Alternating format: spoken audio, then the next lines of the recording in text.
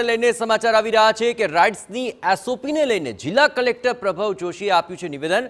Rights અંગેની એસઓપીમાં કોઈ પણ પ્રકારનો ફેરફાર નહીં થાય, જ્યાં એસઓપી લોકોની સુરક્ષા માટે તૈયાર કરવામાં આવી છે। મને આશા છે કે રાઇટ્સ ધારકો હરાજીમાં ભાગ લેશે। રાઇટ્સ ચાલુ નહીં થાય તો મેળાના અન્ય આકર્ષણો પણ છે। જે રાઇટ્સ છે એની હરાજી રાખવામાં આવેલ છે। જે સરકારશ્રીના એસઓપી છે એ નાગરિકોની સુરક્ષાને ધ્યાને લઈને બનાવવામાં આવેલા છે અને જેમાં કોઈ ફેરફાર શક્ય નથી। મને ઉમ્મીદ છે કે આ વાતને રાઇટ્સ સંચાલકો સમજી આ હરાજીમાં ભાગ લેશે। નિયમો જે આવ્યા છે એમાં બંને કેટેગરી છે। 3 મહિનાથી ઓછી એટલે હંગામી રાઇટ્સ અને કાયમી રાઇટ્સ એટલે 3 મહિનાથી વધારે, બે પ્રકારની કેટેગરીઓનું એમાં નિયમોમાં ઉલ્લેખ છે અને જે ગાઈડલાઇન્સ સરકારશ્રી દ્વારા બનાવવામાં આવેલી છે એનું પાલન અમારે કરાવવાનું રહેશે।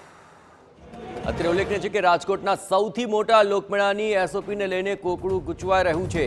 જિલ્લા વહીવટીતંત્ર એસઓપીમાં ફેરફાર કરવા તૈયાર નથી, જેથી રાઇટ્સ સંચાલકોમાં નારાજગી છે। અત્રે એ પણ મહત્વપૂર્ણ છે કે રાઇટ્સની હરાજી માટેનો આજે છેલ્લો દિવસ છે। જો નિર્ણયમાં ફેરફાર નહીં કરવામાં આવે તો રાઇટ ધારકો હરાજીમાં નહીં જોડાય તેવી ચર્ચા છે। બીજી તરફ કલેક્ટર પ્રભવ જોશીનું સ્પષ્ટ કહેવું છે કે રાઇટ્સ ચાલુ નહીં થાય તો મેળામાં અન્ય આકર્ષણો પણ છે। નિયમોના પાલન સાથે જ મેળાનું આયોજન કરવા તંત્ર મક્કમ છે। હવે જોવાનું રહેશે કે રાઇટ્સ ધારકો હરાજીમાં જોડાય છે કે પછી આ વખતે રાજકોટવાસીઓને રાઇટ્સ વિના જ આ મેળો માણવો પડશે। આ સમગ્ર મામલે વધુ વિગતે વાત કરવા માટે જોડાઈ રહ્યા છે ટીવી9 સંવાદદાતા મોહિત, આખરે કલેક્ટરનું સ્પષ્ટપણે માનવું છે કે જો રાઇટ્સ નહીં પણ ચાલે તો મેળામાં અન્ય આકર્ષણો પણ છે, પણ આ તનાતનીમાં હાલ શું પરિસ્થિતિ આપ જોઈ રહ્યા છો?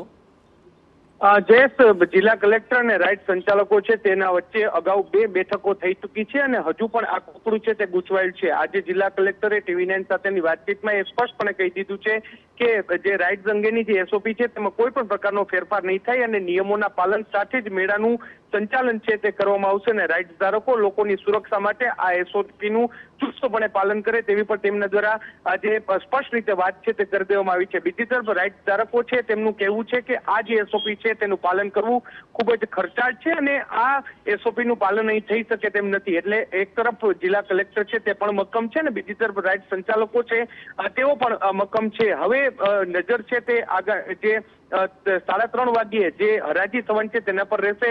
જોવાનું રહેશે કે રાઇટ્સ સંચાલકો છે તે હરાજીમાં ભાગ લેશે કે કેમ અને સરકાર છે તે એસઓપીને લઈને કોઈ મહત્વનો નિર્ણય લેશે કે કેમ।